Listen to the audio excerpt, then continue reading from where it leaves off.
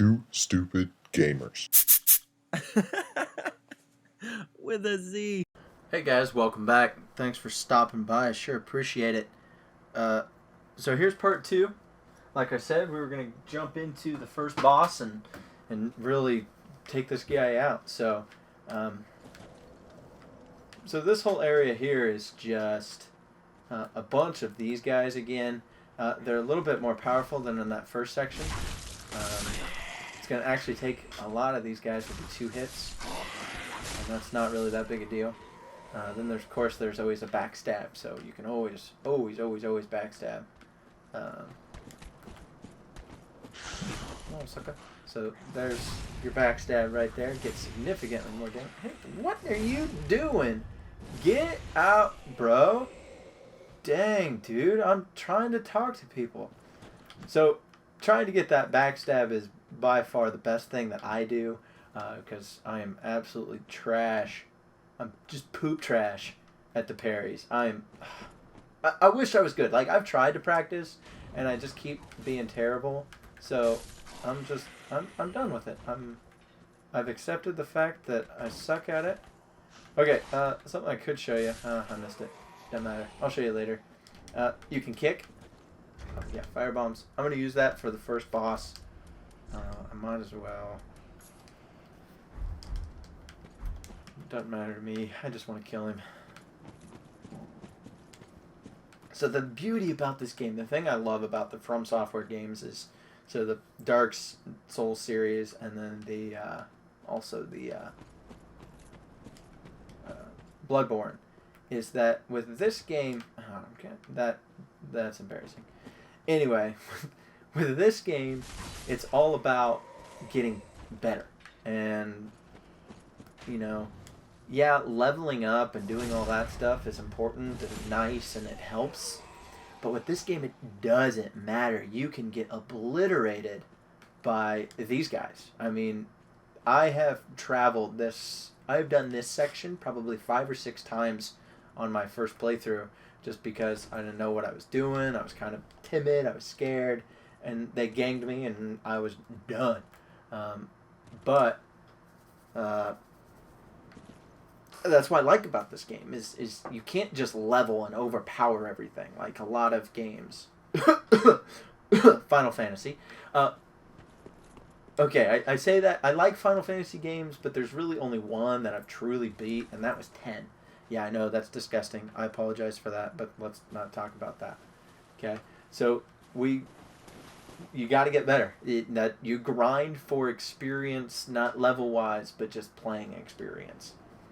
Alright, so here's our first boss. So he's going to sit here and do nothing. I can slash at him all I want.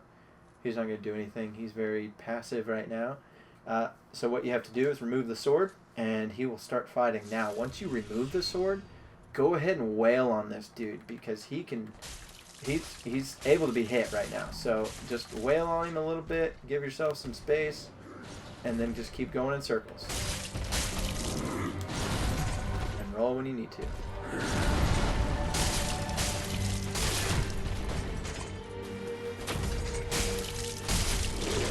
Stagger there.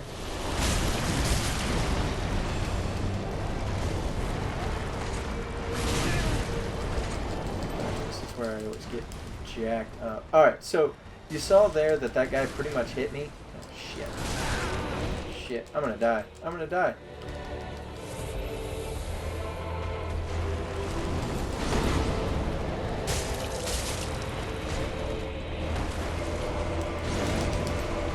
So if you see, you got what's called an invincibilities for your rolls. Finishing. Oh, whoo, woo!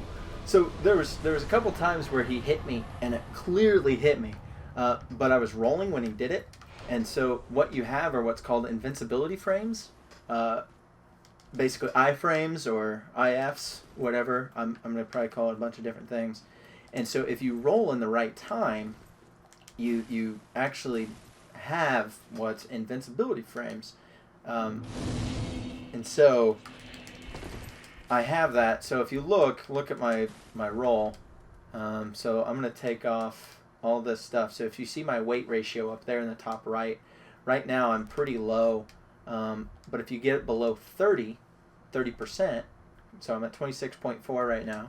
If you get it below 30%, your roll is significantly further, and you have a little bit more iframes here, where I don't have enough swag here to actually make this a difference. But if this ratio gets over 70, right now I'm at 62%, that's about what I'm going to stay the whole game.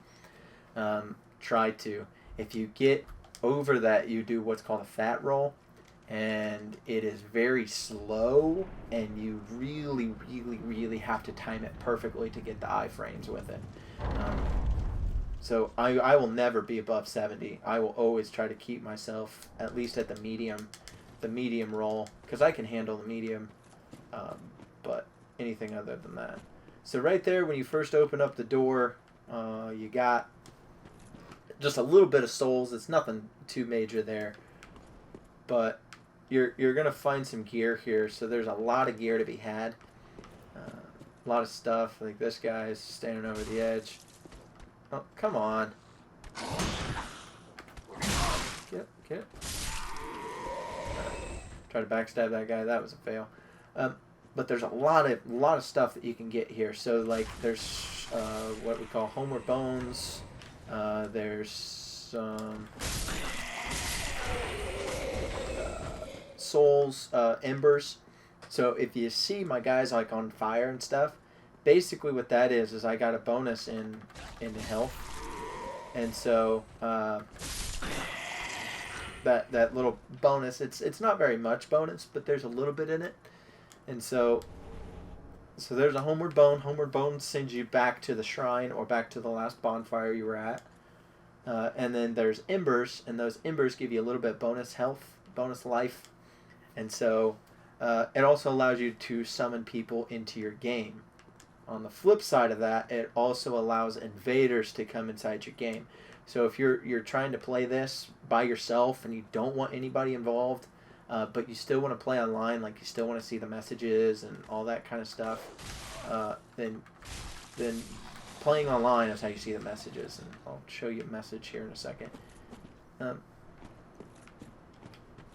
So if you want to do all of that, see there's an ember, you can pop that, boom, you'll get the bonus. Oh, I did a thing, okay. Yay, I did it!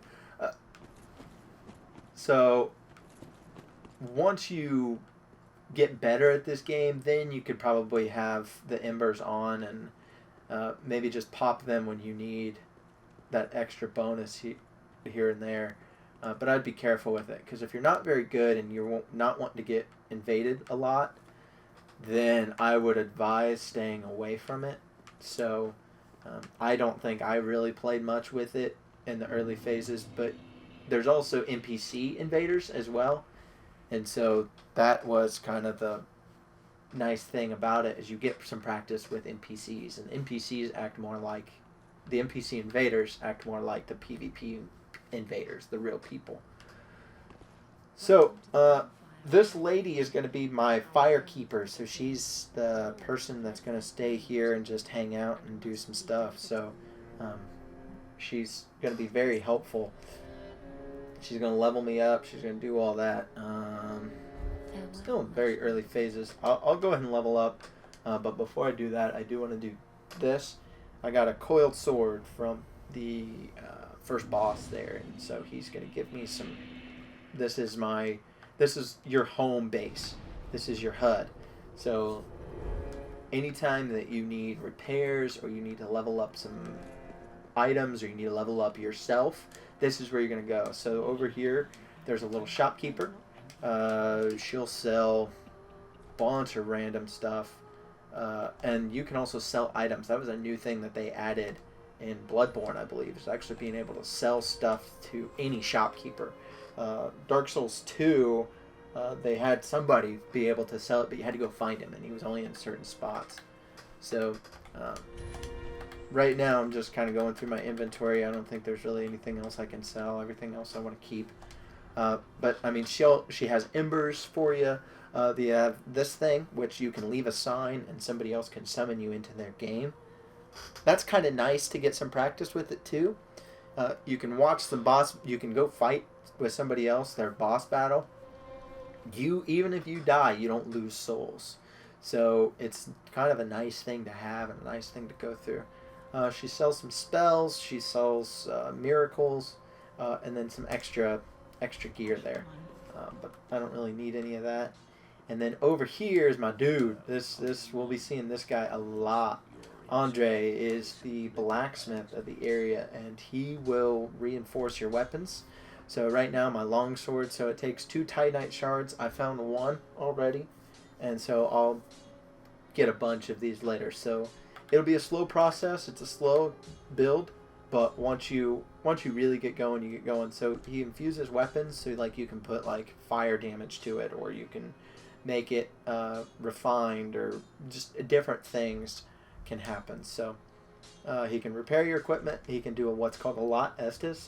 So this one, they went back to the original Dark Souls Estus ways. Is you actually have magic, and so there's the blue ones that you can have that refills your magic, and then there's the yellow that refills your health. For right now, early in the game, I don't need that many other magic things. I don't really use it all that much, especially for a warrior strength build.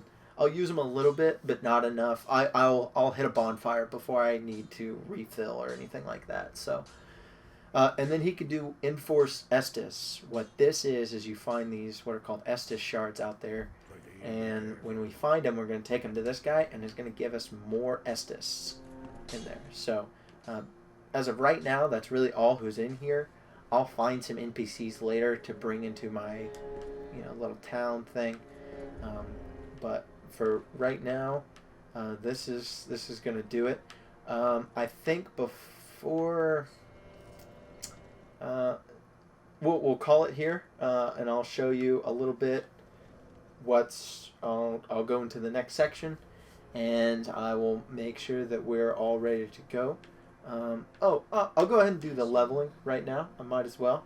That way you guys can see what the leveling looks like and all this stuff, and I'll quickly explain all this stuff. So Vigor increases your life. So this is your HP. So this is going to increase everything where your HP is, and it's going to also give you some defense too. So these kind of scale weird, but once you figure out what you're looking for, you have a much easier time of leveling up. This is probably the hardest part about jumping into games like this, is there's so many options and you don't really know what you're doing, that you just kind of throw points in there and you keep it balanced. The best thing that I could say is go with one main stat. So your main stats are strength, dexterity, intelligence, and faith. Strength is for the build that I'm going to be going with right now.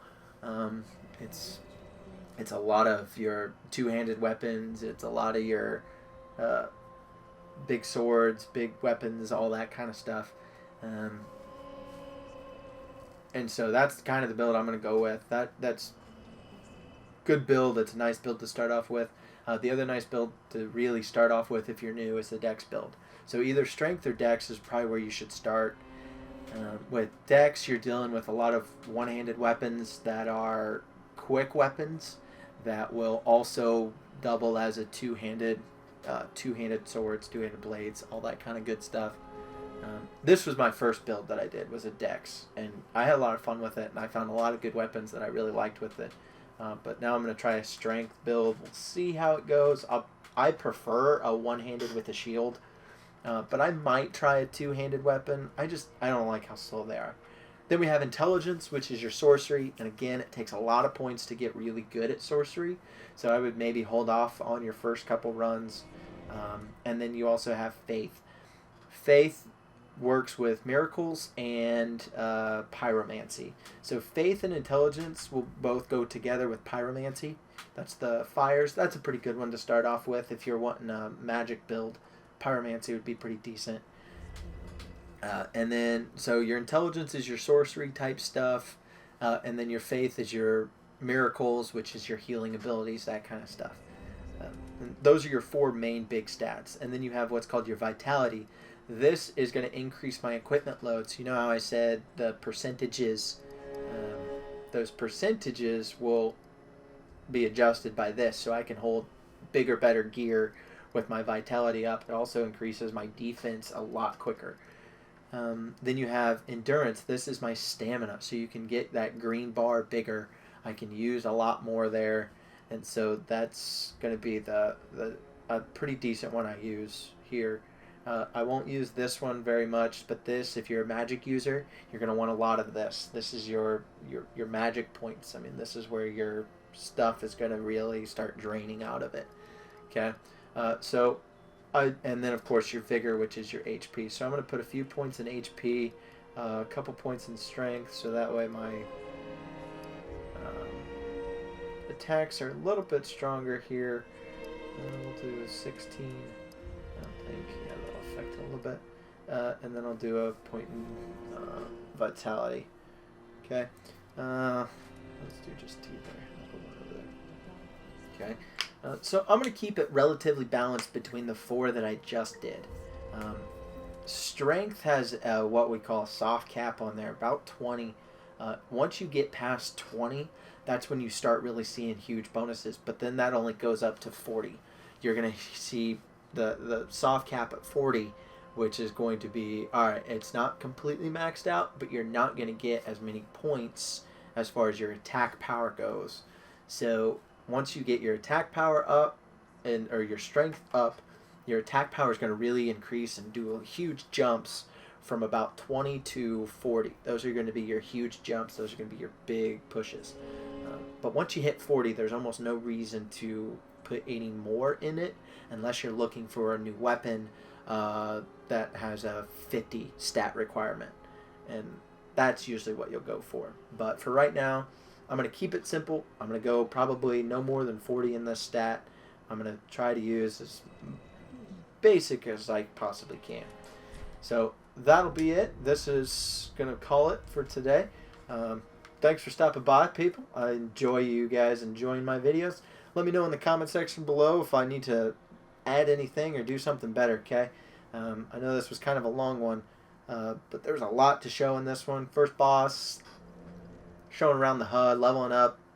It'll be a good video. From here, we're going to start getting into the real stuff. So thanks for stopping by. Like, comment, subscribe. Let me know what I need to do better.